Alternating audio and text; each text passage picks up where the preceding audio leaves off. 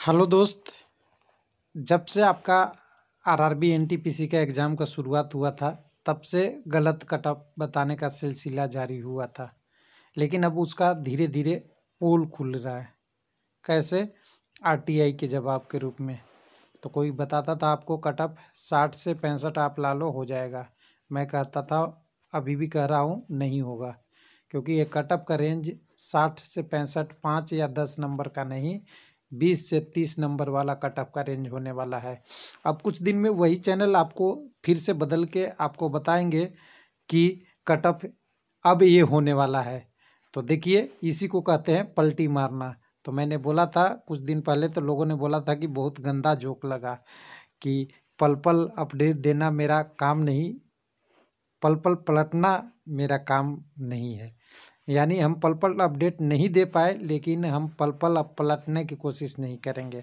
तो चलिए, आरआरबी मालदा के पर्सपेक्ट में कुछ डिटेल आ रहा है और ये भी कैंडिडेट के द्वारा शेयर किया गया है। हालांकि मैंने पिछले वीडियो में जो बात किया था सिकंदराबाद का, वहाँ एसटी का डाटा बिल्कुल गलत और ओबीसी की डाटा में कुछ गलतियाँ दिख रही है। ये मैंने भी सस्पेंस था और वो वेरीफाई करने के बाद दिख रहा है कि वो डाटा थोड़ा सा गलत दिया हुआ है। यानी या तो मिस्टेक, टाइपिंग मिस्टेक है, यानी जिन्होंने आरटीआई में जवाब दिया वहाँ मिस्टेक है, या किसी ने उसको करेक्ट कर दिया है। लेकिन मालदा के टर्म में वेरीफाई डाटा है, ये कैंडिडेट द्वारा दिया हुआ है, जनरल कैंडिडेट द्वारा। तो इसको भी आपको दिखाएंगे। उससे पहले मालदा के वैकेंसी टेबल देख लिए एक नज़र में। तो ये आरआरबी के मालदा का वैकेंसी टेबल है रिवाइज वाला, जिसमें 1043 वैकेंसी टोटल है। और यहाँ पे देखें तो यूआर के 480 कैंडिडेट है, आपका एससी के 140, 75 कैंडिडेट एसटी के हैं, ओबीसी के 244 है और ईडब्ल्यूएस के 104 है। लेकिन कुछ लोगों ने बोला था एक सर्विसमैन का भी कुछ बता दिया करें।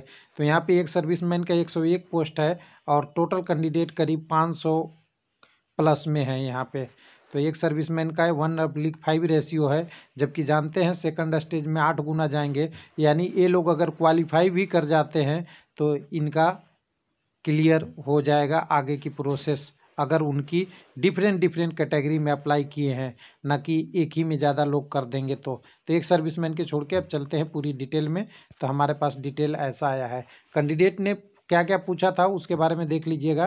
पहले पूछा था कि कैटेगरी वाइज कितनी वैकेंसी या कम्युनिटी वाइज कितने लोगों ने अप्लाई किया है, यूआर में कितना किया है, एससी में कितने किए हैं, एसटी में कितने किए हैं, ईडब्ल्यूएस में कितने किए हैं और ओबीसी में कितने किए हैं। सबका डिटेल यहाँ पे एक मांगा गया है।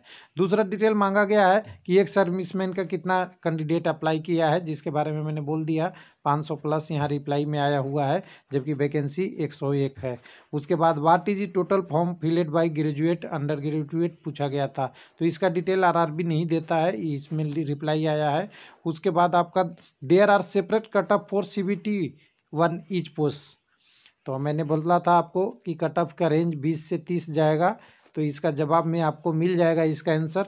जो लोग 5 या 10 का रेंज बता रहे थे ना, वो अभी से पल पल बदल जाएंगे या पलट जाएंगे अपनी बातों से।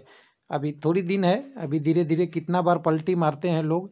एक बार तो पलटी मारे थे जब कहे कि 2021 में एग्ज़ाम होगा, जून में, वो भी उससे पहले पॉसिबल नहीं है। मैंने बोला कलम से लिख लो 2020 में होगा।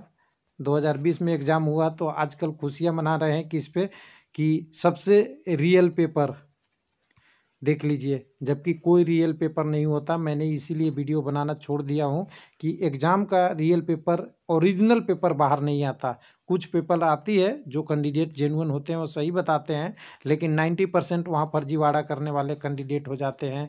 क्योंकि वो सही क्यों बताएंगे, अपना टाइम बर्बाद कोई नहीं करता। कैंडिडेट एग्ज़ाम दे के सीधा निकल जाते हैं, और कोई क्वेश्चन आपको बताता भी है तो ईजी ईजी बताएगा क्वेश्चन, लगेगा आपको कि बहुत आसान आया है। डिफ़िकल्ट क्वेश्चन एग्ज़ाम से बाहर आते ही नहीं, और आते भी हैं तो अधूरा आते हैं, जिससे लगता है कि वो ईजी पेपर है। तो ये सब चीज़ों को आप छोड़ दीजिए, अपने मेहनत पे लगे रहिए, आपका मेहनत ही काम आएगा। उसके बाद डिवीज़न में कितना आरआरबी में मालदा में क्या हो, वेरियस पोस्ट अंडर का था वो शेयर वैकेंट फुलफिल पिस्ट वगैरह, तो इसका भी जवाब नहीं दिया है। उसके बाद और भी डाटा दो दिया था, उसके बारे में था। तो यहाँ पे हम अभी तक तो हम वीडियो में नहीं शुरू हुए हैं, अब शुरू होते हैं वीडियो की ओरिजिनल पार्ट में। तो चलिए आते हैं आपके लिए लेके ओरिजिनल पार्ट। आंसर मेरा नहीं, RTI क्या है।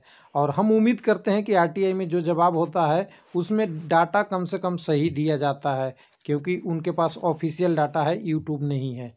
तो यहाँ पे देखिए पहला क्वेश्चन जो मांगा गया था तो उसमें UR के 52,794, SC के आपके 44,423, ST के 11,584, OBC जो क्रीमली लेयर वाले हैं, नॉन क्रीमली वाले, वो 1,13,262। और यही डाटा गलत मुझे दिख रहा है किसमें, सिकंदराबाद में, कि किसी ने फर्स्ट डिजिट को मैनिपुलेट कर दिया है, जिसके कारण से वहाँ 3 लाख कैंडिडेट को दिखा रहा है, यहाँ पे 89 दिखा रहा है, और ST वाले कैंडिडेट में 3 लाख प्लस दिखा रहा है। तो ये डाटा दोनों सिकंदराबाद में किसी ने मैनिपुलेट कर दिया है या गलती हुआ है। यहाँ पे आप देखेंगे तो OBC में 1,13,262, OBC क्रीमली लेयर, इसको UR भी कह सकते हैं डायरेक्ट। ये UR में जाएंगे 2991 पोस्ट, और EWS का मात्र 1271। अगर मैं कह दूं कि आपको एग्ज़ाम देना है RRB मालदा में, किस में, मालदा में, और आपके सामने 11 में से एक कैंडिडेट क्वालिफाई करेंगे किस में, CBT 2 में, तो आपको लगेगा बहुत ईजी है। और ईजी है भी, बहुत डिफिकल्ट कंपटीशन नहीं है। और ये कैसे होगा इसको भी हम डिसाइड कर लेंगे, थोड़ा सा सेलेक्ट कर लेंगे। लेकिन 1 पे 11 कब है, जब सब लोग एग्ज़ाम देने चले जाएं। अगर अटेंडेंस 50 से 75 हो रही है उस कंडीशन में तो ये रेशियो 8-9 के आसपास आ जाएगा। तो 8-9 में निकालना ईजी है अगर आप पढ़ना चाहते हैं तो। दूसरा, एक सर्विसमैन के 501 लोगों ने अप्लाई किया है, टोटल वैकेंसी 101 है। यानी अगर कहें कि 101 वैकेंसी के लिए कितने गुना को कॉल होगा, 20 गुना का, तो कितनी हो जानी चाहिए, 20 से आपका 100 को 20, अगर आपके पास 20 है, इस पे 100 दे देते तो कितने कैंडिडेट को ले जाना है CBT 2 में, 2000, और 2000 कैंडिडेट भी नहीं है, तो ये पोस्ट क्या रहेगा, खाली। अगर नहीं क्वालिफाई करते हैं तो मतलब पूरा 20,000 कैंडिडेट नहीं जाएंगे यहाँ से। तो किससे एडजस्ट होगा, नॉर्मल कैटेगरी से एडजस्ट होगा 20 गुना करने के लिए, या RRB नहीं भी कर सकता है, दोनों चीज़ है। लेकिन उससे अलावा सबसे बड़ी चीज़ है कि तीसरा नंबर सवाल की हमने 4 नंबर सवाल बात किया था क्या, तो क्वेश्चन देख लीजिएगा, यहाँ से यस देख लीजिएगा। 4 नंबर का प्रश्न, 4 नंबर क्या था, will be there a separate cut off for CBT 1 of each post, post number 1, 2, 3, 4, 5, यहाँ से नहीं, हम किस पे देखेंगे, वैकेंसी टेबल में। Post number 1 commercial apprentice, station master, Gurgaon, senior commercial, फिर जूनियर, फिर क्लर्क, यानी जितनी भी कैटेगरी है 13-14 की, सबकी कटअप क्या जाएगी, क्या जाएगी जी, अलग अलग जाएगी। और जो बता रहे थे कि आज ही मैं पर्दा खोल देता हूँ, सारी पर्दा फाश हो जाए, कि 60 से 65, 70 से 75, या 55 से 60, ये सब कटअप क्या हो जाएंगे, हवा में उड़ जाएगा। हवा में कहाँ उड़ेगा, क्योंकि चैनल ही ऐसा है, जब आप सही से जानकारी नहीं रखेंगे तो गलत चीज़ किसी को बताएंगे तो हवा में ही उड़ेगा। क्योंकि आपको दिखा देता हूँ, अगर मान लीजिए कि कमर्शियल अप्रेंटिस की AC की एक पोस्ट है, तो इसकी पोस्ट कटअप 55 जा सकती है क्या। मान लीजिए कि इसी में किसी का 23 पोस्ट है गुडगार्ड्स का, तो इसकी कटअप बहुत 80 जा सकती है क्या, नहीं। इसलिए रेंज क्या होगा, बहुत ऊपर नीचे होगा। इसलिए अभी जितने भी चैनल हैं, या तो अपनी गलती स्वीकार कर लें, या समझदारी से लोगों से बात करें कि टेक्निकली जो चीज़ें हैं उसको पहले पढ़ें ध्यान से, और तब समझें, तब वीडियो बनाएं। ना पल पल की अपडेट पल पल में ही गायब हो जाती है। तो चलिए आगे बात करते हैं, आगे की बात कर लेंगे। तो आगे हमारे पास अब एनालिसिस बच गया है, एक टॉपिक जिसको हम करना ज़रूरी है। तो अब एनालिसिस ये बचता है कि एक एक करके कर लेते हैं। एक यहाँ मैं ले लेता हूँ, आपका आंसर ही ले लेता हूँ, इसी में आ जाएगा आंसर। अब UR की इतने लोगों ने अप्लाई किया है, इसके लिए टोटल वैकेंसी में आपका ये भी जुड़ जाएगा 2991। तो दोनों जुड़ने के बाद हो जाता है 55,785, हज़ार में है ना। उसके बाद इसमें वैकेंसी 480 है, तो ये रेशियो बनता है 116 का।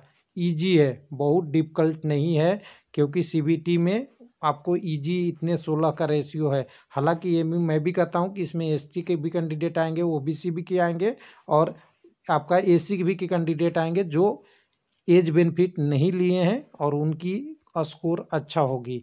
उसके बाद दूसरे एसी कैटेगरी की बात करेंगे तो यहाँ पे आपका इसके लिए टोटल 140 पोस्ट है, यहाँ पे 317 का रेशियो है, जो इस आरआरबी में लगभग ओबीसी के बाद दूसरे नंबर पे है। ओबीसी की अगर बात करेंगे तो 1,13,662 में टोटल 244 पोस्ट है और यहाँ का रेशियो बनता है 464 का। ये सबसे बड़ा रेशियो है। जैसा कि आपका स्टेट वाइज रेशियो आया था, जो वीडियो ऑलरेडी चैनल पे बन चुका है, उसमें भी देख रहे थे कि ओबीसी की क्वांटिटी बहुत ज़्यादा है। लेकिन ध्यान दीजिएगा, ओबीसी के जो कैंडिडेट हैं बहुत ज़्यादा यूआर में शिफ्ट करते हैं, ये भी आपको ध्यान देना है। ओबीसी से यूआर शिफ्ट होते हैं बहुत सारे, जिनके अच्छे नंबर होते हैं। ये प्रैक्टिकल देखा हुआ है, इसमें कोई कैलकुलेशन की ज़रूरत नहीं है।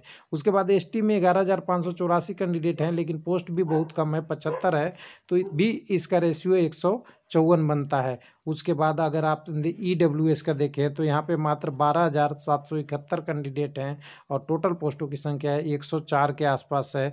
तो इसको भी अगर रेशियो बनाना चाहेंगे तो 122 का बनता है। तो इस हिसाब से देख रहा है कि यहाँ का कट ऑफ यूआर के बाद ओबीसी का तो रहता ही है, यहाँ तो कन्फ्यूजन नहीं है। अगले नंबर पे एससी, उसके बाद ईडब्ल्यूएस और ईडब्ल्यूएस के बाद में आपका एसटी का कट ऑफ, ये सीक्वेंस बनने वाला है। तो अब लोगों से पूछ लीजिएगा, हर कैटेगरी की कट ऑफ अलग अलग होगी, तो क्या जो आपने एक्सपेक्टेड किया है वो कट ऑफ आने वाला है क्या, जो बताया है वो मिलने वाला है क्या? तो पोल अभी एग्ज़ाम हुआ नहीं है, खुलने लगा है। अभी देखिए कितनी बार लोग पलटी मारते हैं, पल पल उसकी इंतज़ार करते हैं। थैंक यू, धन्यवाद।